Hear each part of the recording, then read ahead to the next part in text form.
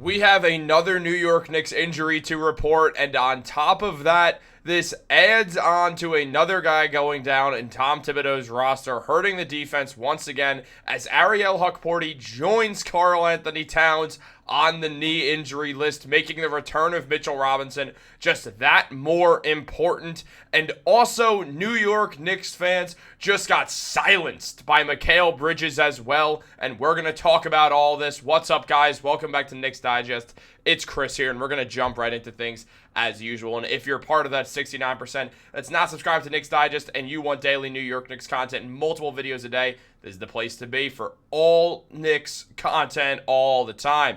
But all that being said, let's jump into the video because we have a lot to discuss.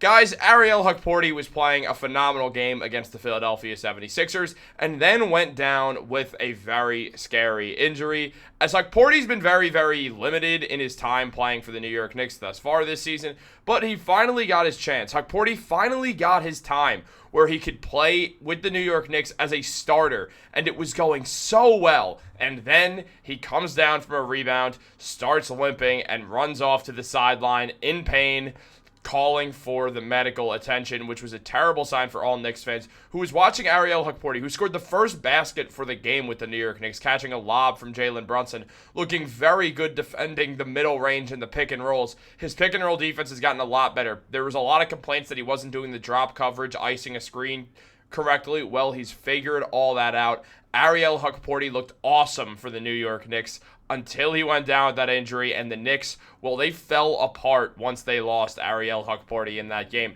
I mean, look, Hukporti got his first chance at starting with the New York Knicks, and he played well. There's no doubt about it. I mean, he had 8 points in 16 minutes, went 4 for 5 from the field. Looked like a better offensive center than either Mitchell Robinson or Jericho Sims has. He just did everything right. He only had 2 rebounds, but Josh Hart was kind of cleaning up the boards all game. On top of that, again, he only played in 16 minutes before going down with that knee injury, but it was revealed what the knee injury was as the New York Knicks PR tweeted out that Ariel Hukporti has a sprained left knee and was out for the remainder of the game and could be out for days in advance, which here's the real killer to this. Here's what really, really bums me out about this Ariel Hukporti injury is that the New York Knicks, they're about to have 2 centers back in Karl Anthony Towns and Mitchell Robinson, which is good news. It's good that both these guys are coming back, absolutely. It's great to see that Tom Thibodeau is going to get more rim protection via Mitchell Robinson, and on top of that, there also is going to be the fact that Karl Anthony Towns is going to make his return to the lineup very soon as well. All this is good news. It's objectively good news. We're happy about all this. But this was Hukporti's real chance. This was his chance to show people what he's made of, who he is, how he does belong in the New York Knicks rotation. And fans were absolutely loving him, absolutely calling for him to play more minutes. There was a bunch of tweets out saying, oh, he should have been playing 50 games ago. He should be the full-time backup center next year. He's the best offensive center the Knicks have had, who's a true center, unlike Karl Anthony Towns, who's more of a power forward.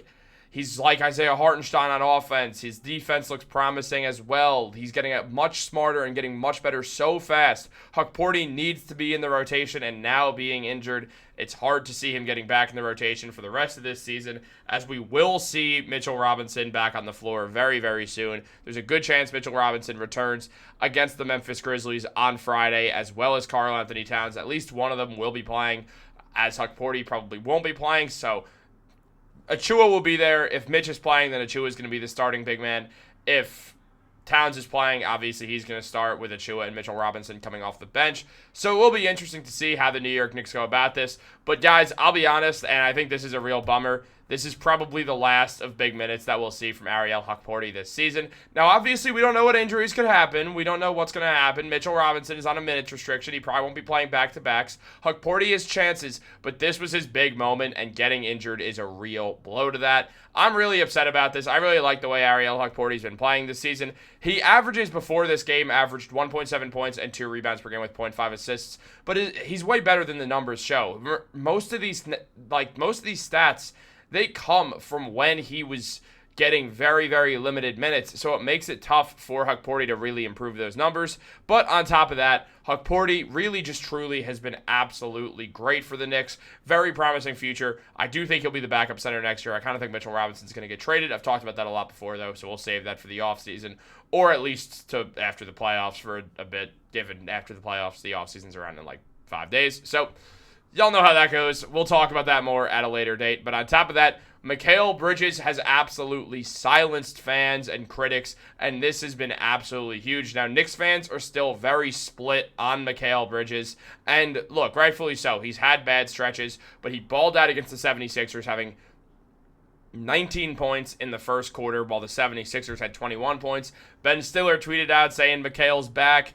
We had Knicks Muse saying how Mikal put up 28 points, 3 rebounds, 3 assists, 2 rebounds, 2 steals, getting 1 block. So, good numbers by Mikal Bridges. Good to see him getting back. It feels like every time someone trash talks Mikal Bridges, he finds his way back into where he's flowing with the New York Knicks, but he was objectively not flowing with the New York Knicks. I mean, over his last 7 games before this, he was putting up 12.3 points per game, 3.4 rebounds, and 3.4 assists. Now, look, part of the problem is Mikal is trying to figure out his role with the Knicks. The Knicks are still clearly not having figured this thing out yet.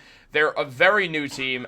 I mean, you could look at a guy, something just fell behind me, and it gave me a heart attack. But Quentin Grimes was on the New York Knicks last season. Last year, the guy was on the Knicks. Remember, the Knicks played him tonight? Dude, he has 3 guys. 3 guys on the Knicks he was teammates with on the Knicks. That's absurd.